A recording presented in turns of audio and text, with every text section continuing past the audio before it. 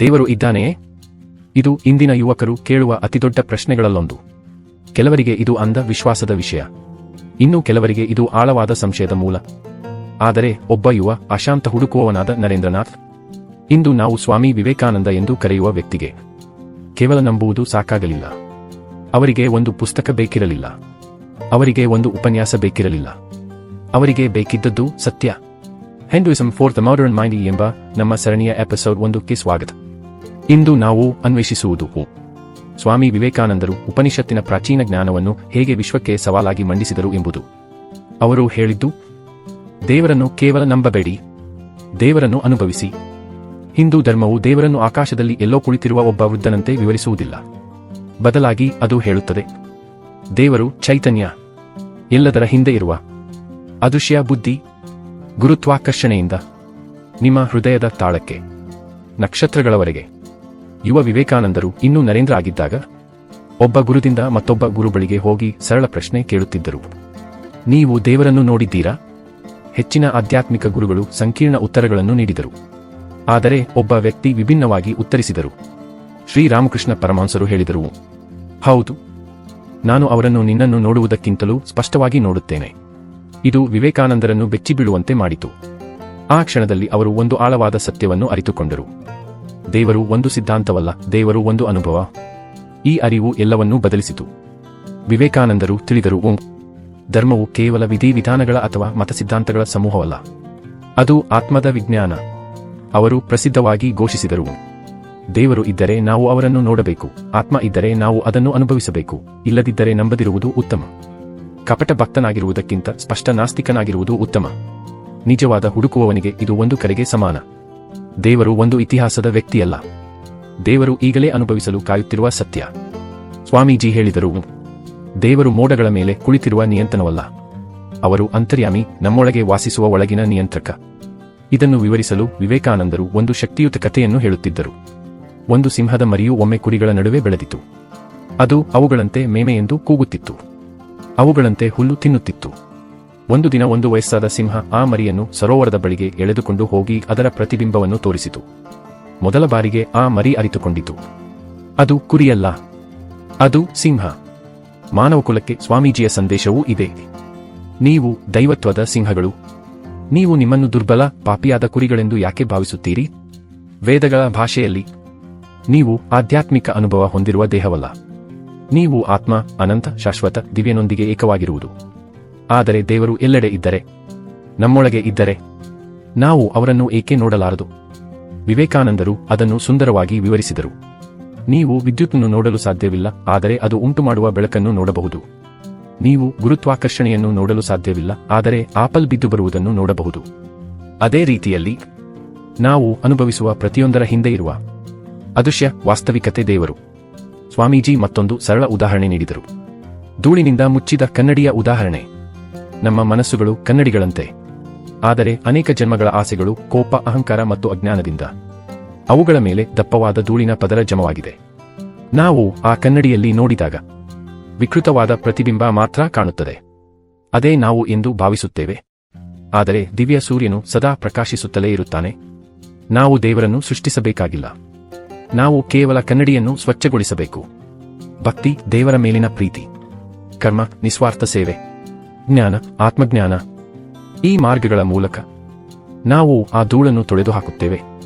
ಸ್ವಾಮಿ ವಿವೇಕಾನಂದರು ಹೇಳಿದರು, ನೀವು ನಿಮ್ಮ ಕಣ್ಣುಗಳನ್ನು ನೋಡಬಹುದೇ? ದೇವರು ಕೂಡ ಹಾಗೆಯೇ. ಅವರು ನಿಮ್ಮ ಕಣ್ಣುಗಳಷ್ಟು ಹತ್ತಿರದಲ್ಲಿದ್ದಾರೆ. ಅವರು ನಿಮ್ಮವರೇ, ಆದರೆ ನೀವು ಅವರನ್ನು ನೋಡಲು ಸಾಧ್ಯವಿಲ್ಲ. ಮೈಕ್ರೋಸ್ಕೋಪಿನ ಉಪಮಾನ. ಒಂದು ಕೋಶವನ್ನು ನೋಡಲು ಮೈಕ್ರೋಸ್ಕೋಪ್ ಬೇಕು. ಅದೇ ರೀತಿಯಲ್ಲಿ ದಿವ್ಯವನ್ನು ನೋಡಲು ಏಕಾಗ್ರ ಮನಸ್ಸು ಬೇಕು. ನೀವು ಲೆನ್ಸ್ ಮೂಲಕ ನೋಡದಿದ್ದರೆ ಆ ಕೋಶವಿಲ್ಲ ಎಂದು ಹೇಳಲು ಸಾಧ್ಯವಿಲ್ಲ. ವಿವೇಕಾನಂದರು ಹೇಳಿದರು, ಪ್ರತಿ ಮಾನವ ದೇಹದ ಮಂದಿರದಲ್ಲಿ ದೇವರನ್ನು ನಾನು ಅರಿತ ಕ್ಷಣದಲ್ಲಿ, ಆ ಕ್ಷಣದಲ್ಲಿ ನಾನು ಮುಕ್ತನಾಗುತ್ತೇನೆ. ಒಮ್ಮೆ ಯಾರೋ ಸ್ವಾಮೀಜಿಯನ್ನು ಕೇಳಿದರು, ದೇವರು ಇದ್ದಾನೆ ಎಂದು ನನಗೆ ಹೇಗೆ ತಿಳಿಯುವುದು? ಅವರು ಅತ್ಯಂತ ಸರಳವಾಗಿ ಉತ್ತರಿಸಿದರು, ನೀವು ನಾನು ಇದ್ದೇನೆ ಎಂದು ಹೇಳುವ ಕ್ಷಣದಲ್ಲೇ ಆ ಅರಿವು ದೇವರೇ. ನಿಮ್ಮ ಚೈತನ್ಯವೇ ಸಾಕ್ಷಿ. ವಿವೇಕಾನಂದರು ದೇವರು ಮತ್ತು ವಿಶ್ವದ ನಡುವಿನ ಸಂಬಂಧವನ್ನು ಒಂದು ಸುಂದರ ಉಪಮೆಯ ಮೂಲಕ ವಿವರಿಸಿದರು. ಅಲೆ ಸಮುದ್ರದಿಂದ ಬೇರ್ಪಟ್ಟಿಲ್ಲ. ಅಲೆ ಸಮುದ್ರವೇ, ಆದರೆ ಕ್ಷಣಿಕವಾಗಿ ಒಂದು ರೂಪ ಪಡೆದಿದೆ.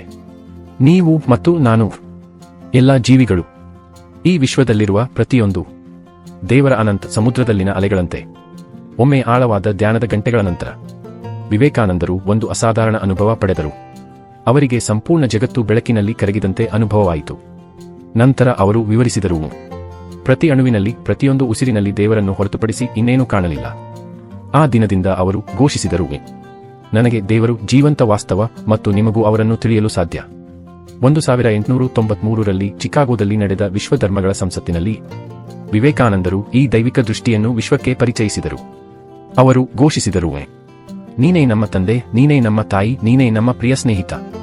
ಅವರು ದೇವರನ್ನು ಒಂದೇ ಧರ್ಮಕ್ಕೆ ಸೇರಿದ ದೇವತೆಯಾಗಿ ವಿವರಿಸಲಿಲ್ಲ, ಬದಲಾಗಿ ಎಲ್ಲ ಜೀವಿಗಳೊಳಗೆ ಇರುವ, ಎಲ್ಲ ರೂಪಗಳನ್ನು ಮೀರಿ ಇರುವ ಸಾರ್ವತ್ರಿಕ ಆತ್ಮ ಎಂದು ವಿವರಿಸಿದರು. ವಿವೇಕಾನಂದರಿಗೆ ದೇವರು ದೇವಾಲಯಗಳಲ್ಲಿಯೇ ಅಥವಾ ಶಾಸ್ತ್ರಗಳಲ್ಲಿಯೇ ಸೀಮಿತನಲ್ಲ. ದೇವರು ಅನಂತ ಚೈತನ್ಯ, ಪ್ರತಿಯೊಂದು ಆತ್ಮದಲ್ಲಿರುವ ಆತ್ಮ. ಅವರು ತಮ್ಮ ಅನುಯಾಯಿಗಳಿಗೆ ಆಗಾಗ ನೆನಪಿಸುತ್ತಿದ್ದರು, ನಾವು ನಮ್ಮ ಹೃದಯಗಳಲ್ಲಿ ಮತ್ತು ಪ್ರತಿಯೊಂದು ಜೀವಿಯಲ್ಲಿ ದೇವರನ್ನು ನೋಡಲು ಸಾಧ್ಯವಿಲ್ಲದಿದ್ದರೆ ಅವರನ್ನು ಹುಡುಕಲು ನಾವು ಎಲ್ಲಿ ಹೋಗಬಹುದು. ಆದ್ದರಿಂದ ಅವರು ಜನರನ್ನು ಬಡವರಿಗೂ ದುರ್ಬಲರಿಗೂ ಮರೆತವರಿಗೂ ಸೇವೆ ಮಾಡಲು ಪ್ರೇರೇಪಿಸಿದರು. ದಾನವಾಗಿ ಅಲ್ಲ, ಆರಾಧನೆಯಾಗಿ. ಹಸಿದವರಿಗೆ ಅನ್ನ ನೀಡುವುದು, ಬಿದ್ದವರನ್ನು ಎತ್ತುವುದು, ಮಾನವಕುಲಕ್ಕೆ ಸೇವೆ ಮಾಡುವುದು, ಇವೆಲ್ಲವೂ ಜೀವಂತ ದೇವರನ್ನು ಸ್ಪರ್ಶಿಸುವುದು. ಇದು ವಿವೇಕಾನಂದರ ಪ್ರಾಯೋಗಿಕ ವೇದಾಂತದ ದೃಷ್ಟಿ. ಆಧ್ಯಾತ್ಮವನ್ನು ದೈನಂದಿನ ಜೀವನಕ್ಕೆ ತರುವುದು. ಒಂದು ಘಟನೆ, ಹಸಿವಿನ ಮಧ್ಯೆ ವಿಶ್ವಾಸ. ಒಮ್ಮೆ ರೈಲು ಪ್ರಯಾಣದಲ್ಲಿ ಕೇಸರಿ ವಸ್ತ್ರ ಧರಿಸಿದ್ದ ವಿವೇಕಾನಂದರನ್ನು ಒಬ್ಬ ಪ್ರಯಾಣಿಕ ಕೆಲಸ ಮಾಡದೆ ಸೋಮಾರಿಯಾಗಿದ್ದಾನೆ ಎಂದು ಹಾಸ್ಯ ಮಾಡಿದರು. ಬೆಳಿಗ್ಗೆಯಿಂದ ಉಪವಾಸದಲ್ಲಿದ್ದ ಅವರು ಒಂದು ನಿಲ್ದಾಣದಲ್ಲಿ ಇಳಿದು ಮರದ ಕೆಳಗೆ ಕುಳಿತು ದೇವರ ಮೇಲೆ ನಂಬಿಕೆ ಇಟ್ಟರು. ಸ್ವಲ್ಪ ಹೊತ್ತಿನಲ್ಲೇ ಒಬ್ಬ ಅಪರಿಚಿತನು ಆಹಾರ ತೆಗೆದುಕೊಂಡು ಬಂದನು. ತನ್ನ ಕನಸಿನಲ್ಲಿ ದೇವರು ಹೇಳಿದರೆಂದು, ನನ್ನ ಭಕ್ತ ವಿವೇಕಾನಂದರಿಗೆ ಆಹಾರ ನೀಡಿ. ಈ ಘಟನೆ ನೋಡಿದ ಆ ವ್ಯಕ್ತಿ ಅವರ ಪಾದಗಳಿಗೆ ಬಿದ್ದು ಕ್ಷಮೆ ಕೇಳಿದನು. ಅವನ ಸಂಶಯವು ಅದ್ಭುತದಿಂದ ದೂರವಾಯಿತು. ವಿಶ್ವದ ಮೂಲವಾಗಿ ದೇವರು, ಸ್ವಾಮಿ ವಿವೇಕಾನಂದರ ಮಾತು. ಈ ವಿಶಾಲ ವಿಶ್ವವನ್ನು ನೋಡಿ, ಅಸಂಖ್ಯ ನಕ್ಷತ್ರಗಳು, ಗ್ಯಾಲಕ್ಸಿಗಳು, ಸಮುದ್ರಗಳು, ಪರ್ವತಗಳು, ಜೀವನವನ್ನು ಉಳಿಸುವ 5 ಭೂತಗಳು, ಗಾಳಿ, ಅಗ್ನಿ, ನೀರು, ಆಕಾಶ ಮತ್ತು ಭೂಮಿ. ಇವೆಲ್ಲವೂ ಹಿಂದೆ ಯಾವುದಾದರೂ ಬುದ್ಧಿ ಇಲ್ಲದೆ ಇರಬಹುದೇ? ಸ್ವಾಮಿ ವಿವೇಕಾನಂದರು ಹೇಳಿದರು, ಸಂಪೂರ್ಣ ವಿಶ್ವವೇ ದಿವ್ಯದ ಅಭಿವ್ಯಕ್ತಿ. ಇಂದಿನ ಯುವಕರಿಗಾಗಿ ಒಂದು ಸರಳ ಸಂದೇಶ. ನೀವು ಅಂದವಾಗಿ ನಂಬಬೇಕಾಗಿಲ್ಲ. ನೀವು ಶಿಕ್ಷೆಗೆ ಭಯಪಡಬೇಕಾಗಿಲ್ಲ. ನೀವು ಮಾಡಬೇಕಾದದ್ದು ಕೇವಲ ನಿಮ್ಮೊಳಗೆ ನೋಡುವುದು. ದೇವರು ಬೇರೆಡೆ ಇಲ್ಲ. ದೇವರು ನಿಮ್ಮೊಳಗಿನ ಬುದ್ಧಿ, ನಿಮಗೆ ಆಲೋಚಿಸಲು, ಅನುಭವಿಸಲು, ಪ್ರೀತಿಸಲು ಮತ್ತು ಕನಸು ಕಾಣಲು ಅವಕಾಶ ನೀಡುವ ಚೈತನ್ಯ. ಸ್ವಾಮಿ ವಿವೇಕಾನಂದ ಮತ್ತು ಶ್ರೀರಾಮಕೃಷ್ಣರಿಂದ ಇನ್ನಷ್ಟು ಆಧ್ಯಾತ್ಮಿಕ ಸಂದೇಶಗಳನ್ನು ತಿಳಿಯಲು ಈ ಸರಣಿಯನ್ನು ಅನುಸರಿಸಿ. Hinduism for the modern mind, episode 2ನಲ್ಲಿ ನಾವು ಪರಿಶೀಲಿಸುವ ಪ್ರಶ್ನೆ, ಹಿಂದೂ ಧರ್ಮದಲ್ಲಿ ಏಕೆ ಇಷ್ಟು ದೇವರುಗಳು ಇದ್ದಾರೆ? ಈ ವಿಡಿಯೋ ನಿಮಗೆ ಆಧ್ಯಾತ್ಮಿಕತೆಯ ಬಗ್ಗೆ ಹೆಚ್ಚು ಆಳವಾಗಿ ಯೋಚಿಸಲು ಸಹಾಯ ಮಾಡಿದರೆ ದಯವಿಟ್ಟು ಲೈಕ್ ಮಾಡಿ, ಶೇರ್ ಮಾಡಿ, ಸಬ್ಸ್ಕ್ರೈಬ್ ಮಾಡಿ. ಓಂ ಶಾಂತಿ. ಓಂ ತತ್ ಸತ್.